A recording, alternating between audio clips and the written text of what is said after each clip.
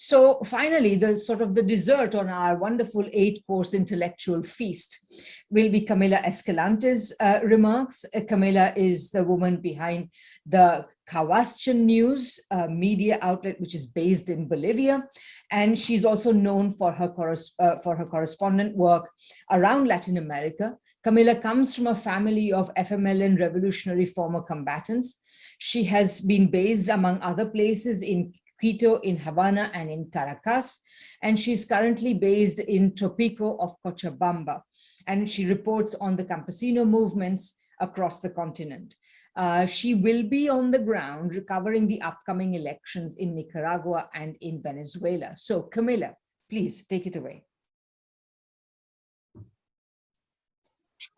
Thanks so much for having me. I wanted to echo what we've already heard from Vice Minister Kawsachun in Venezuela on the contributions and the presence of Cuban doctors around the world. Here in Bolivia, under the leadership of Evo Morales and the MAS government, they were able to better the conditions of Bolivians across the board through investment in infrastructure and social programs. But a country without specialized health professionals or with large regions without sufficient doctors can't train or form doctors as quickly as it can build roads. And for many people here, particularly the indigenous communities in areas like the one I'm in, like you said, the Trópico of Cochabamba, the Cuban doctors left a massive impression on the people and provided some of the only decent and dignified care people have ever received in their lives. And when we speak to people, they always talk about their experiences receiving medical treatment from the Cuban doctors during their time here.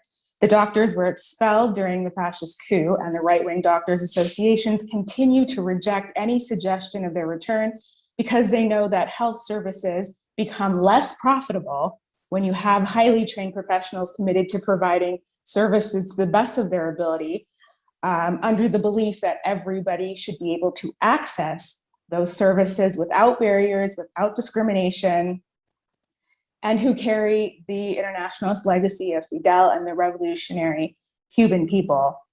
So I've been covering Cuba in English for a number of years, now primarily for Kawsachun News, and I get a lot of questions about where English speakers can find the best information on Cuba. Our policy here at Kawsachun News has always been to go straight to the source. And so I wanted to share some of those sources quickly. So Cuba Debate has been one of my main sources for full transcripts of important speeches, such as the ones by General Raul Castro and President Miguel Diaz-Canel, and many other speeches and discourses from congresses and other key events. Oftentimes you'll find them in Spanish, but you can copy those and of course translate them through free online translators if they're not published in English, or if they're not yet published, translated into English. Granma is the official outlet of the Communist Party of Cuba's Central Committee that has also been key. It has a version in English as well as several other languages.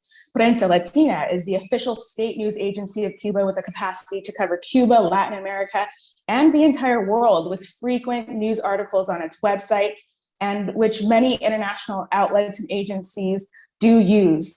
Telesur English is now beginning to operate in Havana, where I was based, with Telesur at the start of this year.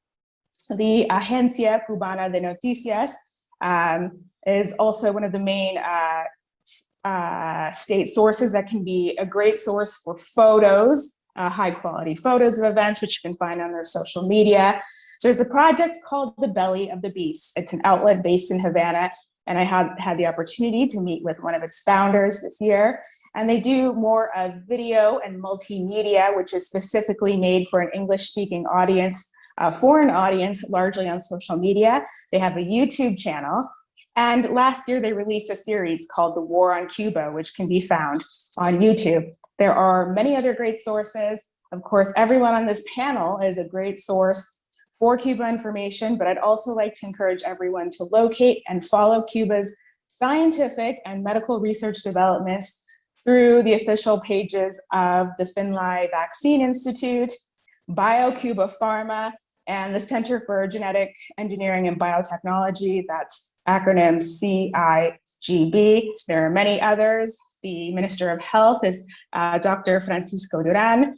And I would like to hopefully be able to publish such a page on our website, Kawsachun News, to be able to share some of those resources so that we don't have to rely on the mainstream press, which has been so misleading for so long on the developments in Cuba, because we have such a wealth of information in English and also coming from the United States. We've had some great projects, media projects coming from outlets like Breakthrough News, even the People's Forum. These are things that Manolo is involved in, where you can find a lot of information from friends of Cuba and people who have spent a lot of time themselves doing solidarity work on Cuba. Thanks so much for having me.